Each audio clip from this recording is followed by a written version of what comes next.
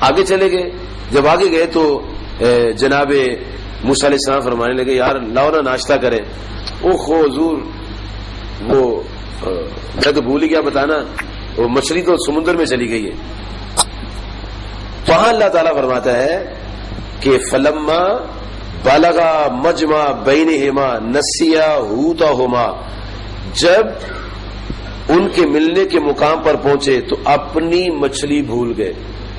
اپنی مچھلی حوتہما, وہ دونوں اپنی مچھلی بھول گئے. مچھلی اللہ کی ہے کہ ان کی ہے؟ مچھلی بھی ایک چیز ہے نا. تو اللہ فرماتے وہ اپنی مچھلی بھول گئے, اپنی مچھلی بھول گئے. جناب عزیر علیہ السلام ایک بستی سے گزرے جس بستی کی بنیادیں اوپر تھیں اور چھتیں نیچے تھیں. تو اللہ تعالی سے حضرت عزیر علیہ السلام عرض کرتے مولا انا یحیی ہذہ اللہ بعد موتہا, اے مولا کریم تو اس بستی کو مارنے کے بعد زندہ فرمائے گا. اللہ تعالی نے ان کو دکھا دیا, نمونہ دکھا دیا. آپ وہیں کچھ دیر کے لیے آرام کرنے کے لیٹ گئے. 100 سال وہاں لیٹے رہے. جب 100 سال کے بعد اٹھے, یہ تفصیلی واقعہ ہے, وہ بیان کرنا مقصود نہیں ہے, اصل بات میں سنانا چاہتا ہوں جو بات اس میں ہے. جب 100 سال کے بعد اٹھے تو اللہ تعالیٰ نے پوچھا کتنی دیر یہاں رہے ہو؟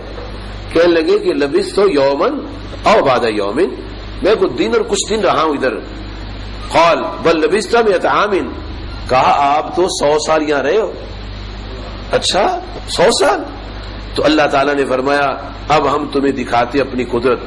فانظر الی طعامک و شرابک, اے میرے پیارے بندے, اے عزیر علیہ السلام ذرا اپنے کھانے کو دیکھو اور اپنے پانی کو دیکھو. طعامک و شرابک, تیرا کھانا اور تیرا پانی. یہ اللہ تعالیٰ نے خود کہا ہے تیرا کھانا اور تیرا پانی. اب میں آپ سے عرض کرتا ہوں جب یہ ترجمہ کیا جائے کہ جس چیز پر اللہ کے سوا کسی اور کا نام پکارا جائے وہ چیز حرام ہے, تو یہ جتنی چیزیں قرآن پاک میں بیان کی گئی ہیں یہ تو ساری حرام میں چلی گئی.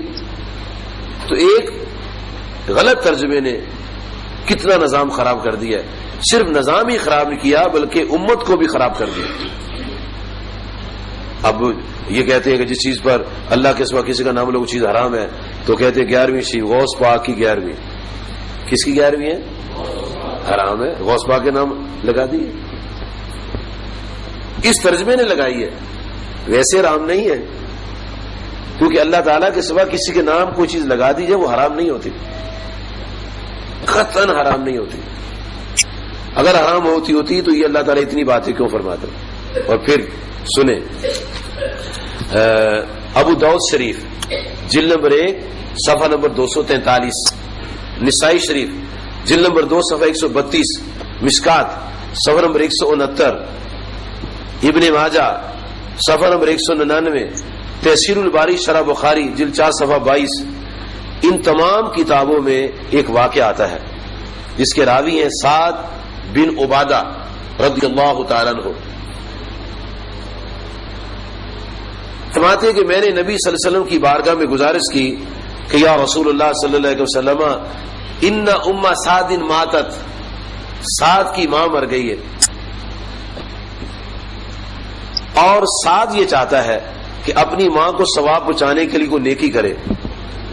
تو اے محبوب علیہ الصلوۃ والسلام آپ مجھے ارشاد فرمائیں فی الصدقۃ افضل, کون سا صدقہ افضل ہے کہ وہ میں کروں اور میری ماں کو اس کا ثواب پہنچے.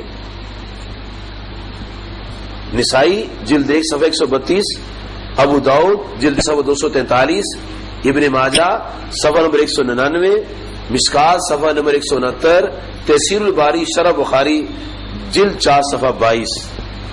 یہ سیاہ ستہ کی کتابیں ہیں. 6 جو کتابیں ہیں نا, بخاری, مسلم, ترمذی, نسائی, ابن ماجہ, ابو داؤد, ان میں سے 3 کتابیں ہیں, نسائی, ابو داؤد, ابن ماجہ.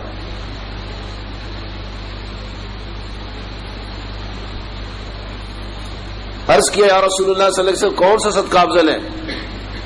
قال ما, فرمایا پانی بہترین صدقہ ہے. اب انہوں نے کیا کیا؟ فافارا بیرا، انہوں نے کنواں کھدوایا، کنواں زمین کے اندر، زمین کھود کے کنواں بنایا. اس دور میں کنووں کا رواج ہوتا تھا. اور آدھی صدی پیچھے چلے جائیں تو ہمارے ہاں بھی کنووں کا رواج ہوتا تھا، مسجدوں میں کنویں لگے ہوتے تھے جی، اور وہاں سے لوگ پانی نکال کے استعمال کرتے تھے. یہ تو 30-35 سال سے یہ سلسلہ چلا کہ کنووں کا رواج ختم ہو گیا.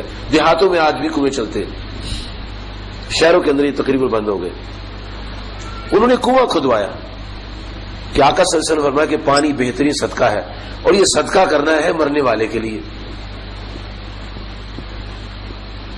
کنواں کھودنے کے بعد جب وہ تیار ہو گیا، پانی نکل آیا، چمک گیا پانی، تو انہوں نے اوپر تختی لگا دی، ہاذہ لأم سعد، یہ سعد کی ماں کے لیے ہے، یہ سعد کی ماں کے لیے ہے. ترجمہ یہ کہتا ہے کہ جس چیز پر اللہ کے سوا کسی کا نام رکھ دو وہ چیز حرام ہے. اب یہ سعد کی ماں کے لیے ہے. نبی اللہ علیہ الصلوۃ والسلام کو تو حرام نظر نہیں آیا، صحابہ کرام کو تو حرام نظر نہیں آیا. جس نے کنواں کھدوایا اسے اوپر نیب پلیٹ لگا دی. وہ ہم سے زیادہ دین جانتے تھے، وہ ہم سے زیادہ دین جانتے تھے، لیکن وہ غصے سے نہیں پڑھتے تھے، محبت سے پڑھتے تھے. آج غصے میں تقریریں ہوتی ہیں، غصے میں دین پڑھایا جاتا ہے، شعلہ بیانی ہوتی ہے اور شعلے میں جلا دیا جاتا ہے.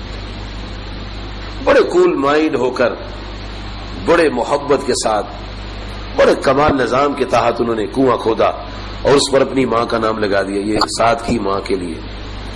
آپ مجھے بتائیں کہ وہ پانی تو زمین کے اندر تھا اور سعد کی ماں کے نام لگ گیا، تو پانی پاک رہا کہ نبی پاک علیہ الصلوۃ والسلام نے کوئی فتویٰ نہیں دیا. اور ادھر جب جائیں گے آپ حجاز مقدس میں تو وہاں آپ کو علی کے کنویں بھی ملیں گے، بیر عثمان غنی کا کنواں بھی ملے گا.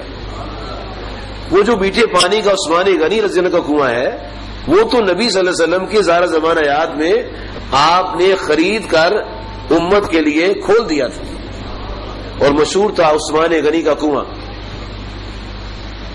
ترجمہ کہتا ہے جس چیز پر اللہ کے سوا کسی کا نام رکھ دو وہ چیز حرام ہے، تو کنواں کدھر جائے گا؟ وہ تو نبی صلی اللہ علیہ وسلم کے ظاہر زمانہ حیات میں ہی ہے. قرآن مجید وہ جن پر اترا ہے انہوں نے تو حرام نہیں قرار دیا. جن پر قرآن پاک اترا ہے اس پیارے محبوب علیہ الصلوۃ والسلام نے اس کنویں کو حرام قرار نہیں دیا. اگر حرام ہوتا تو رسول کریم صلی اللہ علیہ وسلم خود فرماتے کہ اے سعد اپنی ماں کے نام مت لگا، یہ کہو اللہ کا کنواں ہے. اے عثمان غنی رضی اللہ عنہ تم نے کنواں خرید لیا ہے، اب کہہ دو یہ اللہ کا کنواں ہے، اپنے نام نہ لگاؤ. اور حجاج کرام جب مدینہ منورہ سے مکہ شریف کی طرف آتے ہیں تو راستہ میں وہ احرام باندھتے ہیں، جہاں احرام باندھتے ہیں اس مقام کا نام ہے ابیار علی، علی کے کنویں. کس کے کنویں؟ بیر ہوتا ہے واحد، ابیار جمع ہے بیر کی، یعنی علی کے کنویں ہیں. وہاں احرام باندھتے ہیں اور پھر مکہ شریف آ کے اعزاز عمرہ حاصل کرتے ہیں. انہوں نے تو حرام قرار نہیں دیا. جب سے قوم میں غصہ آیا ہے جی، اور غصے سے باتیں کرنا شروع کر دی ہیں جی، غصہ اپنے اوپر آ گیا. غصہ تو دشمن پر چاہیے تھا، یہود و نصارہ پر چاہیے تھا، وہاں بزدل ہو گئے اور مسلمانوں پر تیش آ گیا اور ان کو واجب القتل کہہ دیا. یہ بھی حرام ہے، یہ بھی حرام ہے، یہ بھی حرام ہے، یہ بھی حرام ہے. حرمت، جب حرمت کا لفظ آ گیا تو حرمت میں جتنی چیزیں آئیں وہ حرام ہے، باقی حلال ہے. یہ تو ضابطہ اللہ پاک نے قرآن پاک میں بیان کیا. حرام قرار دینے کے لیے دلیل کی ضرورت ہے، حلال کے لیے دلیل کی ضرورت نہیں ہے. یہ چیز حرام ہے، اس کے لیے دلیل کی ضرورت ہے. ثابت کرو کیسے حرام ہے. جو حرام نہیں ہے وہ حلال ہے. آپ نے سنا ہوگا کہ جو لوگ روزے رکھتے ہیں تو ان میں کچھ ایسے بھی ہوتے ہیں جو بوڑھے ہو جاتے ہیں روزے رکھ کے اور پھر طاقت نہیں رکھتے روزہ رکھنے کی. ان کو اللہ تعالیٰ نے اپنی کتاب عظیم میں ارشاد فرمایا ہے کہ وَعَلَى الَّذِينَ يُطِيقُونَهُ فِدْيَةٌ طَعَامُ مِسْكِينٍ، فرمایا کہ جو روزے رکھنے کی طاقت نہ رکھتا ہو وہ طعام مسکین کا کھانا